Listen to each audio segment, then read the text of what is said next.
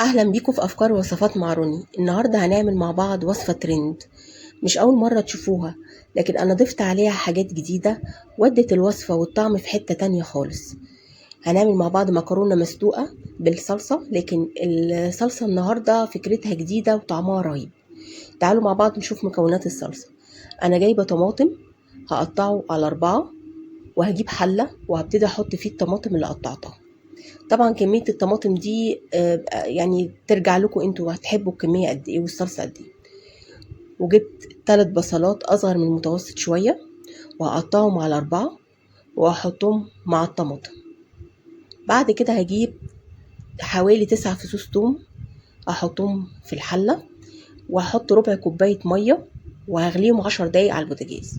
بعد كده هضربهم في الخلاط ومش هصفيهم.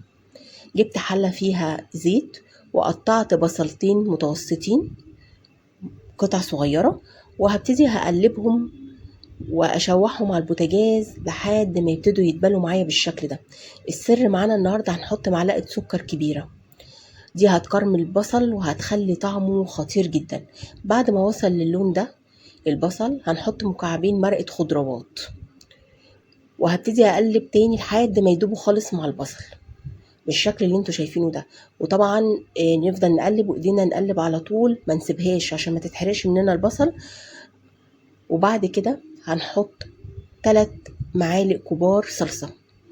الخطوة دي مهمة جدا لان هتخلي طعم الصلصة جميل، وهتخلي لون الصلصة احمر قوي، وهتخلي تديها تقل كده شوية. هبتدي اقلب الصلصة كويس قوي مع البصل بالشكل ده.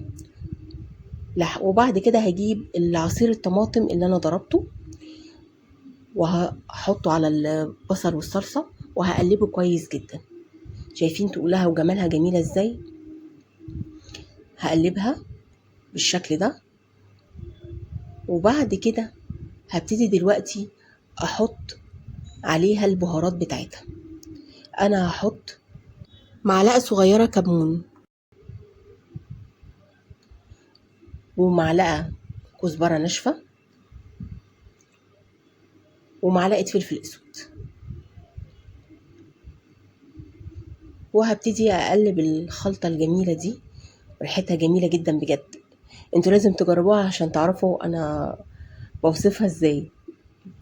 هبتدي اقلب تاني كويس وهسيبها تغلي 10 دقايق بالظبط. بصوا بعد ما غليت شكلها جميل ازاي، رهيبة قوي قوي قوي قوي. هاخد من الصلصة دي دلوقتي شوية كده 4 أو 5 معالق في الحلة. وانا جايبة مكرونة اللي هي الصغيرة الملوية، ممكن تستخدموا مكرونة مقصوصة اللي هي العادية مش ملوية، ممكن تسموا اسباجيتي، القلم، النوع اللي بتحبوه. سلقتها طبعا 80%، ما سلقتهاش يعني سلقة كاملة. بعد كده قلبتها دقايق 3 دقايق بالظبط على البوتاجاز. بصوا شكلها جميل وطعمها هيبقى رهيب وتحفة جدا بجد.